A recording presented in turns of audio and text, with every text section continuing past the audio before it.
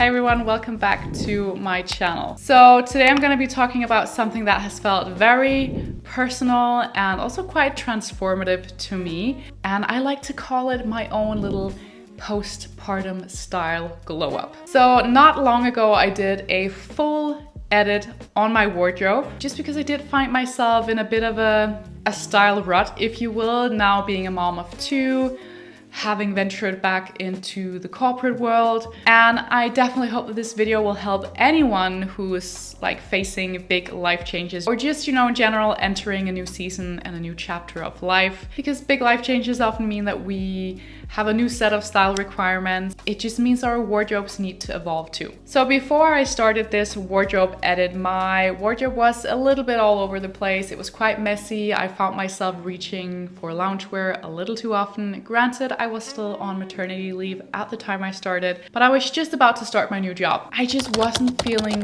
great. And I think that's the thing for me. I really and truly believe in fashion psychology, not just something I believe, it's something that's been scientifically proved that what we wear and how we dress actually has a bigger impact on our state of mind. So today I'm going to be talking you through the exact steps that I followed to give myself this little postpartum style glow up and to feel like reconnected with my style and kind of, I don't know, find back to the core of my style in a mindful and slow way, of course. So the very first thing I did was to write a full list of all of the activities that I was expecting for the next couple of months.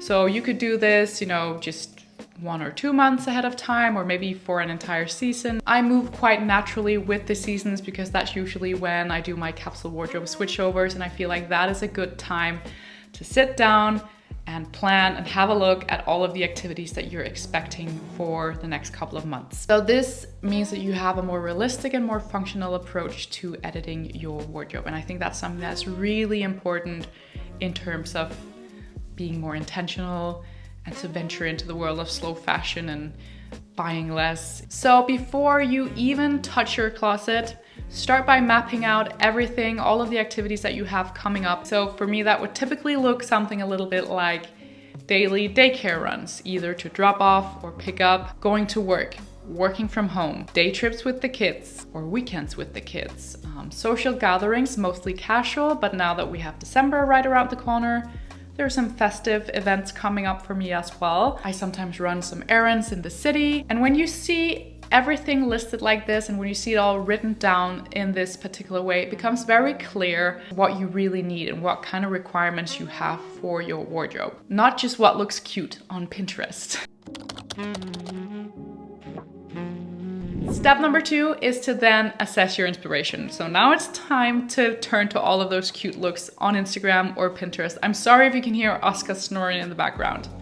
Nothing's really changed there, guys. So if you can hear like a snoring sound, no one's farting, it's just Oscar snoring. So once you know what your life is gonna look like, it's time to find the inspiration that matches it. So Pinterest boards, maybe some saved outfits on Instagram, wherever you like to find and map out your inspiration. I'm still a huge advocate for Pinterest, although I don't think it's what it used to be. I think there's a lot of advertisements going on, a lot of AI too. We need the 2015-16 version of Pinterest back. Who's with me on this? But anyway, I'm still obsessed with Pinterest, and that's definitely where that's my go-to for style inspiration generally. So I also like to use my 3 main keywords, like my 3 main style keywords, courtesy of Alison Bornstein. I will link some videos down below if you don't know what I'm talking about. So I use my 3 main style keywords to kind of stay focused, especially when I'm mapping out inspiration, but also when I'm shopping and when I'm creating daily outfits, when I'm shopping my own wardrobe even. And those are casual, classic, cool. So I like things to be kind of effortless, comfortable, laid back. I do like to have some slightly more streamlined pieces there too to make it feel a little bit more elevated. And then I like to throw in that third word, cool or edgy, if you will, something that has a bit of an edgy vibe to it as well. So for example, I love the effortless cool looks of Anine Bing or the Olsen twins, but I do tend to give it my own spin. My style is a little bit more streamlined, a little bit more polished, and practical too, because that's really important, not only when it comes to my private life and my family, but even at my job. I work in marketing now, and I work in a theme park, which does involve me running around in the park. So I don't wear, you know, high heels and stuff like that to work. But I'll dive more into that when I make my little workwear capsule video and share that some other time. So step number 3 is to finally assess your wardrobe and start connecting the dots. So it's time to look at what you already have, because a lot of people, I think, tend to believe that when you give yourself a style glow up, or when you're in a style rut, you need to start completely from scratch, which I think is a huge misconception, because you are likely to have a lot of great and amazing things already. You just need to be more clear on how to put those into use. And sure, there probably will be some pieces that you need to let go of.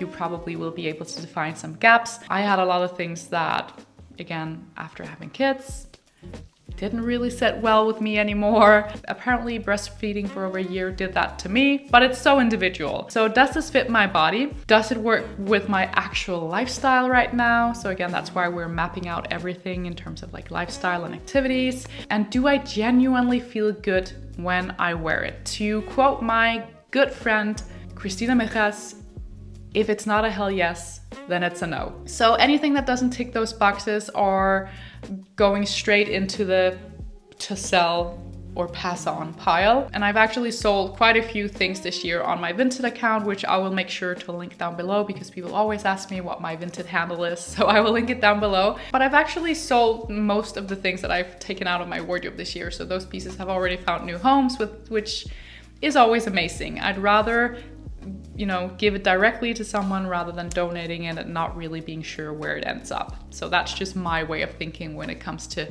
being a little bit more mindful when you do declutter your wardrobe.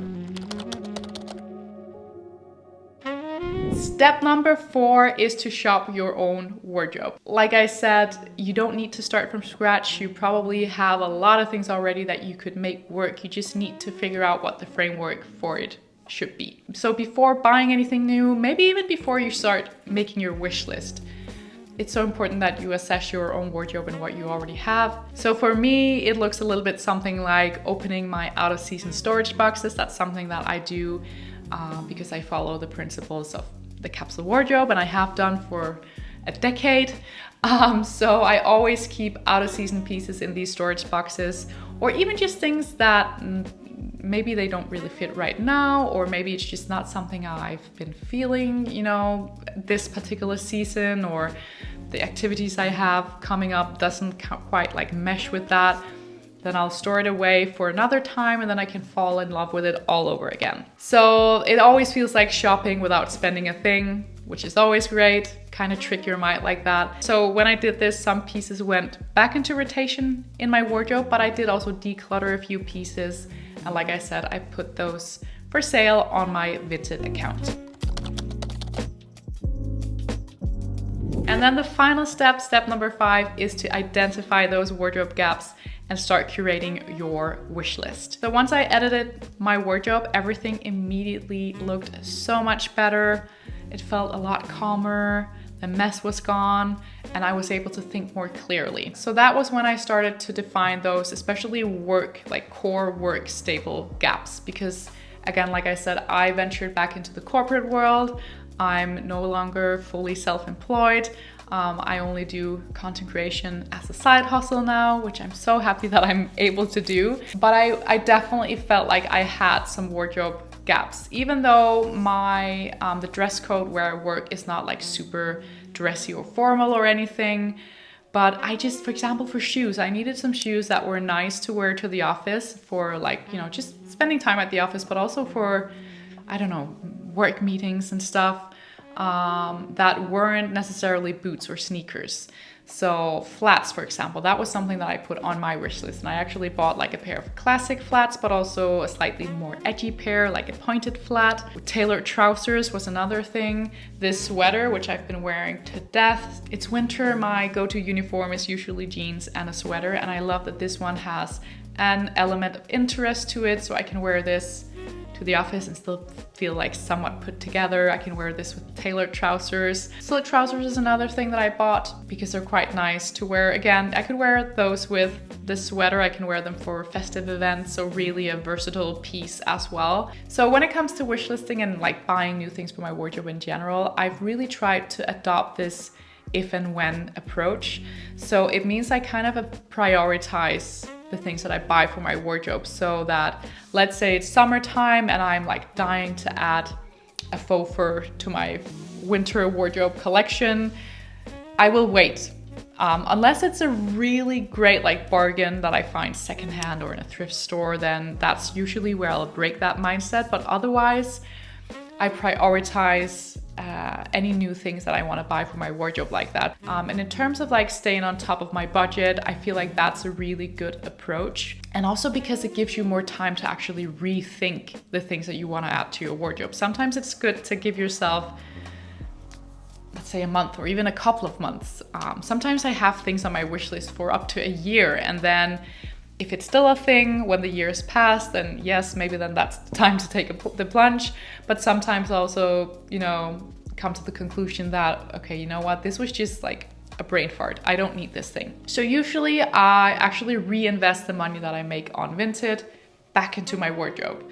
So whatever savings I have on my Vinted account, if I don't just put those straight back into my bank account, I will let them be on the Vinted app, and then I will reinvest them into my wardrobe. I'm still very much a secondhand first, hashtag secondhand first type of girl, and I probably always will be. So most of what I do buy for my wardrobe is either secondhand or thrifted in a local thrift store. And yes, some of you might remember that I actually started a no buy this year, or a low buy by the start of this year, my 5 in 2025 challenge, which I actually succeeded with up until August, because that's when I got this new job and I was like, okay, I need to reassess my wardrobe because I need something to wear when I go back into the corporate world.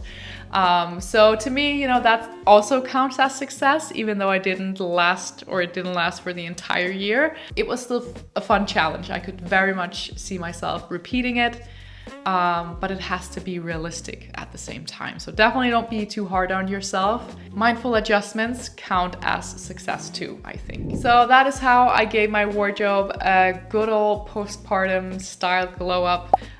It's been such a grounding process for me, and I really feel like I'm at a great place with my style right now, and it's made a huge difference to how I feel in my day-to-day life, especially when I'm going to work. So if you are in a similar place, whether again postpartum or you're, you know, getting a new job or whatever it might be, remember it is not about starting from scratch at all. It's about having the right plan, being practical in the process, and letting your wardrobe evolve in a dynamic way with you. So thank you so much for watching. I really hope you found this useful. If this resonated with you, please give this video a thumbs up. Make sure that you subscribe to my channel for more mindful, slow fashion content, and let me know in the comments what your style keywords are. How are you kind of trying to approach those in a mindful way? Let's inspire each other. Thank you so much. Take care, and I will see you hopefully very soon with another video. Bye guys.